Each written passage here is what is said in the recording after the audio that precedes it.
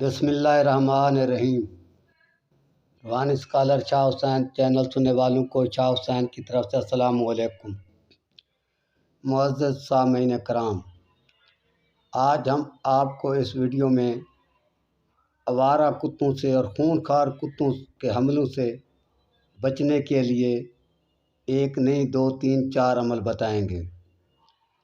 اصل اس ویڈیو کی اس لیے ضرورت پیش آ گئی ہے کہ آج سے 50 سال پہلے جب میں بچہ تھا، مجھے اچھی طرح یاد ہے کہ ہر سال بعد کچھ لوگ آتے تھے، وہ آوارہ کتوں کو گولی مارتے تھے یا کوئی چیز ڈالتے تھے تو کتے مر جاتے تھے۔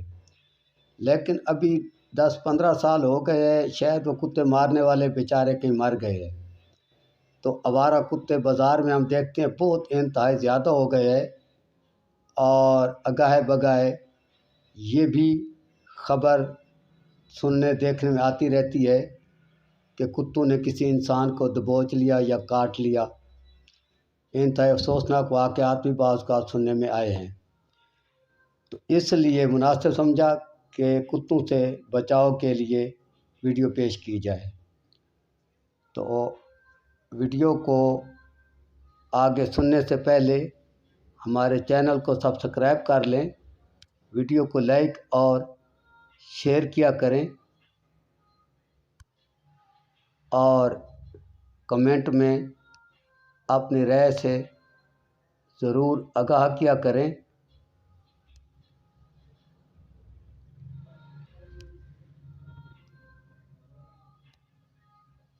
تو ابھی ہم آتے ہیں اپنے مضمون کی طرف۔ تو کتوں سے خواہ کتا کوئی جتنا ہی خونخوار کیوں نہ ہو، انشاءاللہ آپ ان چیزوں پر عمل کریں گے تو آپ پر وہ حملہ آور نہیں ہوگا۔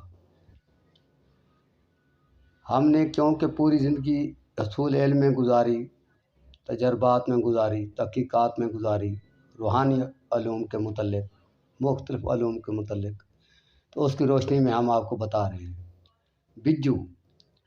بجو ایک جانور ہے جو کہ اس کے متعلق مشہور ہے کہ وہ قبروں سے مردے نکال کر کھاتا ہے۔ زندگی میں ایک بار اس کو ہم نے رات کو آنکھوں سے دیکھا بھی ہے۔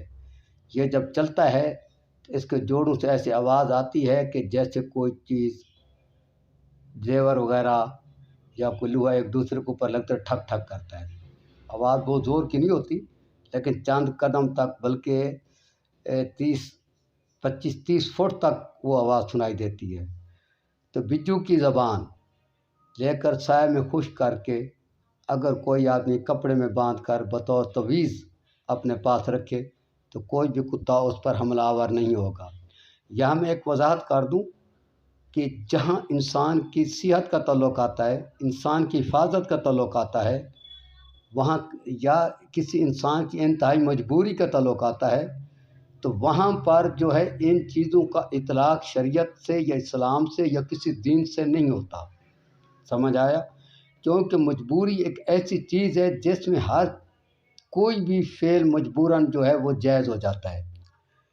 تو باقی یہ ہر ایک کا اپنا عقائد ہے، جس کو مناسب سمجھے وہ کرے گا، جس کو نہیں سمجھے گا نہیں کرے گا۔ پابندی تو کسی بہن بھائی پر نہیں ہے نا، تو ہمارا کام ہے عمل بتانا، آگے ہر کسی نے اپنے اپنے عقائد کے مطابق چلنا ہوتا ہے۔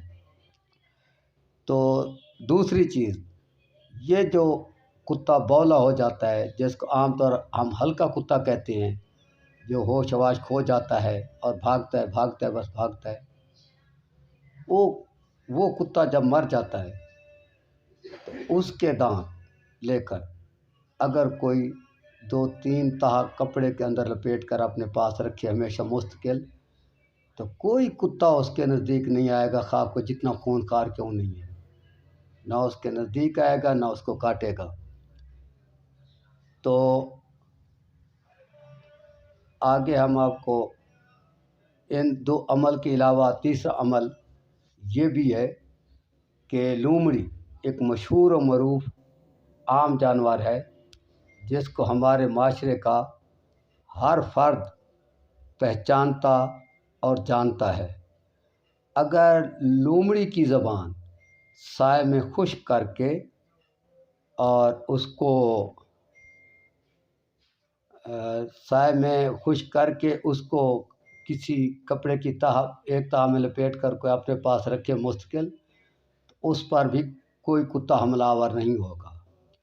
اس سے آگے ہم آپ کو 2 عمل ایسے بتا رہے ہیں جو کہ انتہائی آسان ہیں، لیکن اس طرح کے اعمال مسلمانوں میں جائز نہیں ہے، غیر مسلم کوئی بھی کر سکتا ہے، لیکن بتا دینا ہمارا کام ہے۔ کتیا، مادہ کتیا کی بات کر رہا ہوں۔ کتیا کا پیشاب لے کر کوئی آدمی اگر اپنے جسم پر مل لیتا ہے، اس کے بعد وہ کتوں میں چلا جاتا ہے، جتنے خونخوار کتے ہیں کوئی کتا اس کو نہیں کاٹے گا۔ یہ ہے وقتی طور، کیونکہ اس کا اثر وقتی طور پر ہوگا، مستقل نہیں رہے گا۔ تو کتیا کا دودھ لے کر اگر کوئی آدمی خشک کر کے، سائے میں خشک کرنا ہے، یہ یاد رکھنا ہے، یعنی اس کو اتنی دیر رکھے کہ سائے میں پڑا وہ خشک ہو جائے، خشک کر کے محفوظ کر لے۔ اس کے بعد اس کو کوٹ پیس لے، آٹے کی طرح باریک صفوف کر لے، اور جب اس نے کہیں ایسی جگہ جانا ہے جہاں خونخوار کتوں کا خطرہ ہو، تو اس وقت وہ جو خشک دودھ ہے پاؤڈر شدہ، اس کو پانی میں ملائے، پانی میں ملا کر اپنے جسم پورے پر مل لے، اس سے بھی کوئی کتا آپ پر حملہ آور نہیں ہوگا۔ ٹھیک ہے، جاؤ تجربہ کرو۔ اگلی ویڈیو تک اللہ حافظ، السلام علیکم ورحمۃ اللہ۔